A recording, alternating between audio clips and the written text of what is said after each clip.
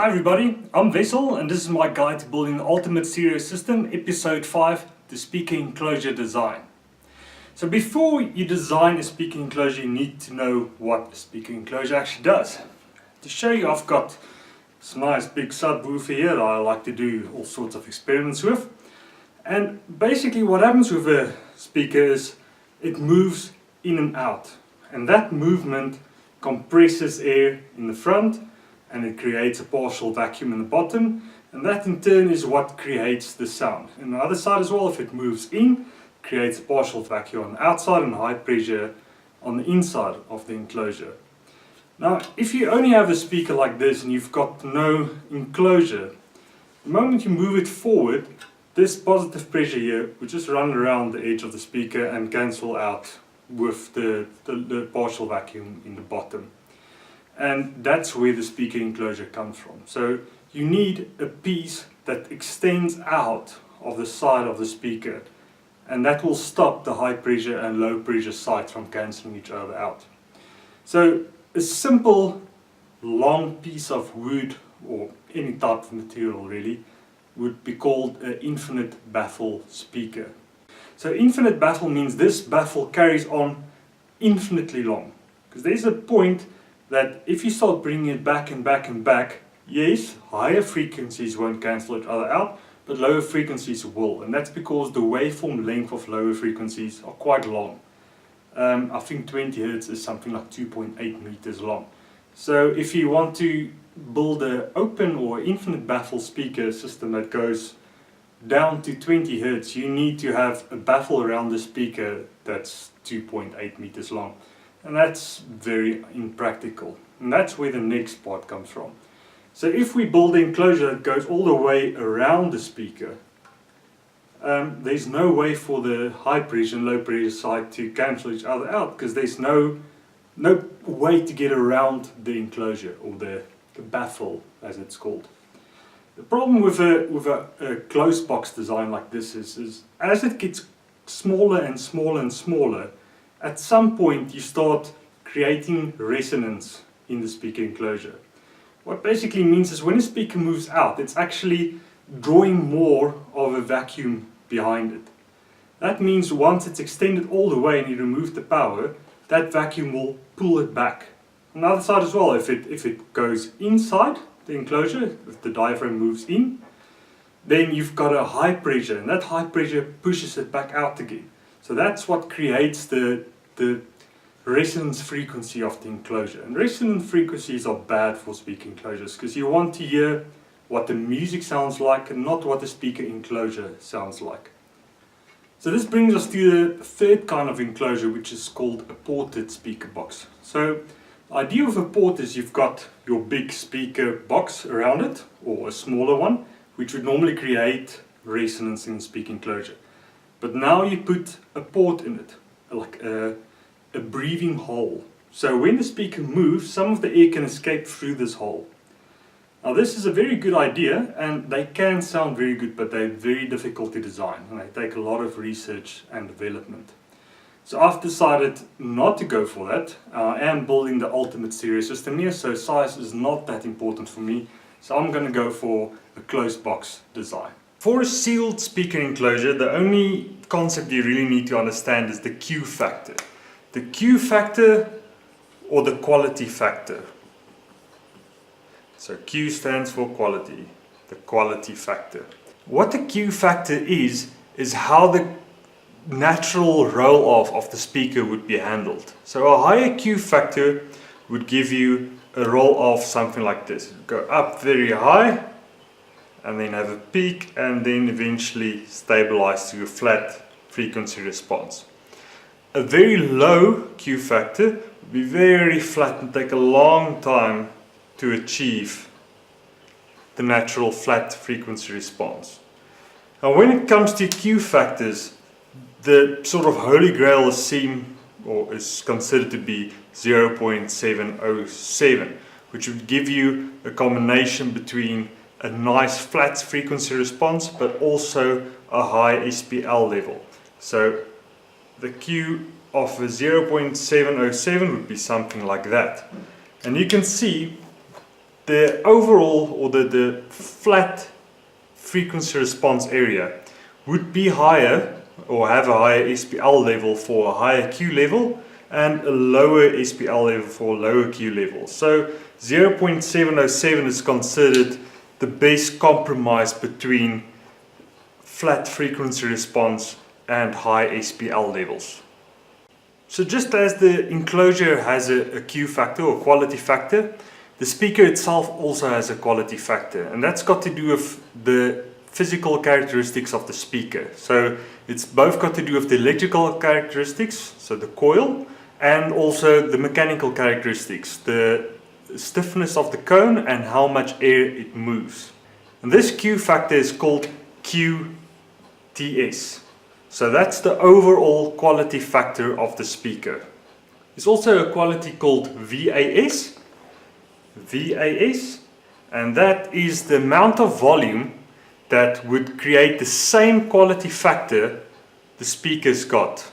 The last important quantity with a speaker is the FS, which is the natural frequency, resonant frequency in an infinitely big speaker enclosure, also known as the free air resonance. So this is the frequency that the speaker naturally likes to resonate at when it's in free air or infinite baffle configuration. The formula for calculating the Q factor of the entire enclosure is the VAS divided by QTC, which is your desired Q factor of your entire enclosure, divided by QTS, which is the Q factor of the speaker, squared minus 1. So for the speakers that I'm using, VAS is 35, divided by I want 0.707, divided by QTS. For these speakers, it's a value of 0.59. All of that squared minus 1. And if you calculate all of that, you get an answer of 80 liters. However, it is important to remember that the speaker itself also takes up volume inside the speaker enclosure. And for this specific speaker, the volume the speaker takes up is 1.8 liters. This means if you want a Q factor of 0.707, you need a minimum size of 81.6 liters. So the speakers I've chosen are all from Rockford Fosgate, the punch range, which is considered to be the sort of competition range speakers. And this is the tweeter that I've chosen, and you can see that's quite significant tweeter. It's a 1.5 inch dome tweeter. It's got an impressive 105 dB per watt output, and the frequency range on this is 4.5 kHz to 20 kHz. It does have a crossover built into it at 4.5 kHz, but to me that's more of a protection crossover to make sure you don't put low frequency on this tweeter and damage it that way.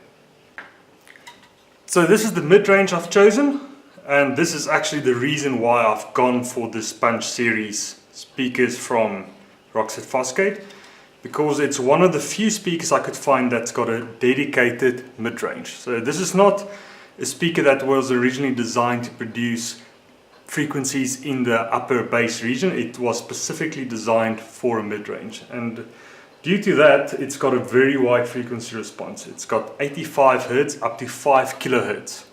You can see it's got a similar dome sort of construction as the tweeter. No crossover built in this. It also comes with this protective grille, which I think actually looks quite nice. I'm usually not a fan of putting grills over speakers, but in this case I think I'll put this grille on. So this speaker, it's called the PPS4-6, which means it's a 6-inch diameter cone at 4 ohms, and like I said, frequency response from 85 Hz to 5 kHz, and also a very, very loud speaker. It produces 92.5 dBs per watt. And then finally, these are the big guys, the 10-inch subwoofers, and also very nice, very strong and pretty good looking speakers. I'm very impressed with these, and would recommend them to anybody. And you can also see they've got a very nice long range of travel on the speakers. They also come with a bit of trim, so there's this ring to trim them up, and that looks very nice. I'm very happy with these. So these are, like I said, the 10-inch speakers. It's called a P1S2-10. So that's a single coil 4 ohm 10-inch speaker. It's got a frequency range of 23 Hz to 250 Hz. And it's got a more realistic or modest level of SPL at 84 dBs per watt. So this is the design that I came up with for the speakers, and you'll see they're quite tall, and there's a couple of reasons for that. The first one is you want your tweeters to be at ear level when you're sitting down. So that's the optimum height for the tweeters. And then I've also moved the mid-range next to it, so that the mid-range is also at ear level when you're sitting down. The reason for this is that the crossover frequency between the tweeter and this mid-range will actually be quite high. So it's important to keep that at ear level. Then the reason for putting the two subwoofers where they are is to try and create as much of a point source as possible. So you can see that the sound, or the combined sound of the two subwoofers, would sound like they're coming from the same level where the tweeter and mid-range is. So from floor level up to tweeter, I'll get 892 millimeters on this specific design, and then the overall height of the enclosure would be 1.714 meters high. So very tall speakers. And this is a drawing of the construction of the speaker enclosures, and you can see there are 3 different compartments inside the speaker enclosure. The top one is for the top subwoofer, the middle one is for the mid-range and tweeter, and then identical size in the bottom as to the top for the bottom subwoofer. The entire enclosure will be built using double 18mm plywood sections. So it's going to be a very, very strong and stiff construction. The reason for the stiffness is because this is quite a long length of wood, and to ensure that the speaker doesn't sound like the box, you have to make the speaker enclosure stiff enough so it doesn't have a low resonant frequency. So this is a front view of the enclosure. You can see it's quite narrow, and this is a side view, so it's a little bit deeper than what it is wide, and that's to try and reduce the amount of standing waves inside the speaker enclosure. Now that I know what speakers I'm going to use, I can establish my crossover frequencies. So I've chosen my tweeter to work from 4.9 kHz up to 20 kHz, or however it goes. So I will not try and filter or roll off the top of the tweeters. Mid-ranges will be running from 250 Hz all the way up to 4.9 kHz. And then the subwoofers, I've calculated, should have a theoretical frequency response of 39 Hz, and then I'll electronically roll them off at 250 Hz.